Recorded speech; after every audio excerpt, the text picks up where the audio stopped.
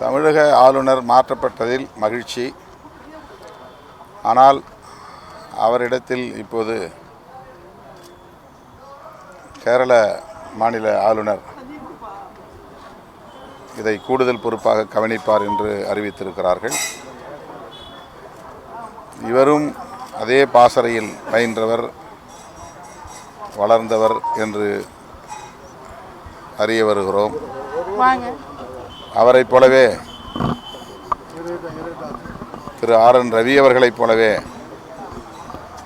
பாஜக அல்லாத பிற கட்சிகள் ஆளும் மாநிலங்களில் நெருக்கடிகளை தருவதற்கு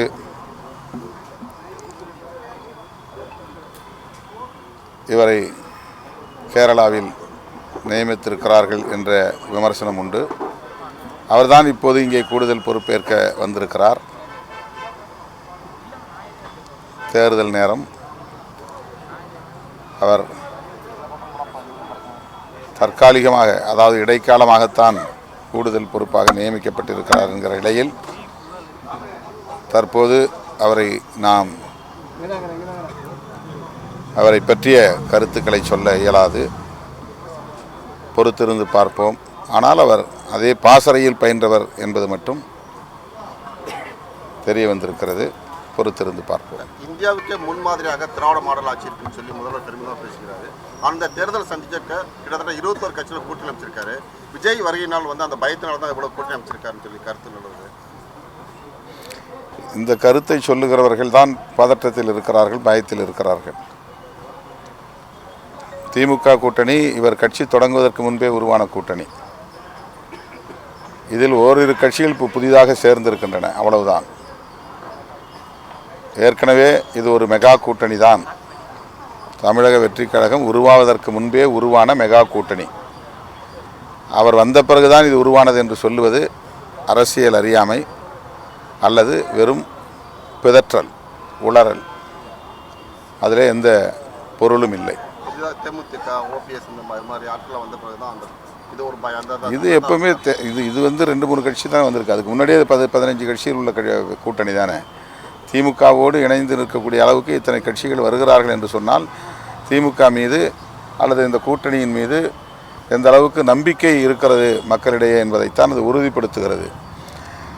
நண்பர் விஜய் அவர்கள் வெளிப்படையாக கூட்டணி ஆட்சிக்கு தயார் என்று அறிவித்தும் கூட அதிமுகவிலிருந்து பகைத்து கொண்டு வெளியேறுகிற கட்சிகளோ அல்லது திமுகவை எதிர்க்கிற கட்சிகளோ யாரும் இதுவரையில் அவரோடு போய் சேரவில்லை என்பதுதான் யதார்த்தமான உண்மை. அதை மூடி மறைப்பதற்காக இப்படி ஒரு கருத்தை சிலர் திட்டமிட்டு பரப்புகிறார்கள். அவர் சொல்லவில்லை, மற்றவர்கள் பரப்புகிறார்கள். தொடர்ச்சியாக சொல்லிட்டு வந்ததுதான் பாஜக யார் கூட கூட்டணி போதோ மெஜாரிட்டியாக இருக்கிற கட்சியை வச்சுட்டு அவங்க மேலே ட்ரை பண்ணுவாங்கன்னு சொல்லிட்டு. அதான் பீகாரில் நடந்திருக்கு. பீகாரில் நிதிஷ்குமாருக்குன்னு ஒரு பெரிய பாரம்பரியம் இருக்குது. அவர் மீது ஒரு நல்ல மதிப்பு உண்டு மக்களிடையே. அவர் பிஜேபியோடு என்றைக்கு சேர்ந்தாரோ அவர் மீதான நன்மதிப்பு என்கிற பிம்பம் நாளுக்கு நாள் சரிந்து கொண்டே வந்தது. இப்போது அவரை ராஜினாமா செய்ய வைக்கக்கூடிய அளவுக்கு அவருடைய நிலைமை போயிருக்கிறது என்பது உள்ளபடியே கவலை அளிக்கிறது. அவர் முதலமைச்சர் பொறுப்பிலிருந்து விலகி ராஜ்யசபா மெம்பர் ஆகக்கூடிய அளவுக்கான நிலையை பாரதிய ஜனதா உருவாக்கி இருக்கிறது. இந்த நிலை அதிமுகவுக்கு வந்துவிடக்கூடாது என்றுதான் தொடக்கத்திலிருந்தே நான் சுட்டிக்காட்டியிருக்கிறேன். ஆனால் அந்த நேரத்தில் அதிமுகவினர் என்னை கடுமையாக விமர்சித்தார்கள். போக போக அவர்கள் பாஜகவை புரிந்து கொள்வார்கள், என்னுடைய கருத்துக்களையும் புரிந்து கொள்வார்கள்.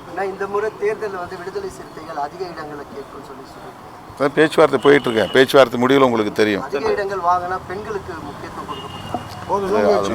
முடிவு செய்ய முடியும். ஒரு திருமண வரவேற்பு ஒரு வீடியோ வைரலாச்சு பார்த்துருக்கீங்க. ஒரு நடிகை திருமணத்துக்கு மீறிய ஒரு உறவு வச்சிருக்காருன்னு சொல்லி ஒரு சர்ச்சை வந்தது. அதுக்கப்புறம் அந்த நடிகரே சேர்ந்து போயிருக்காரு. இது எப்படி பார்க்கணும்? இது அவருடைய தனிப்பட்ட விவகாரம். இதில் நான் கருத்து சொல்ல விரும்பவில்லை.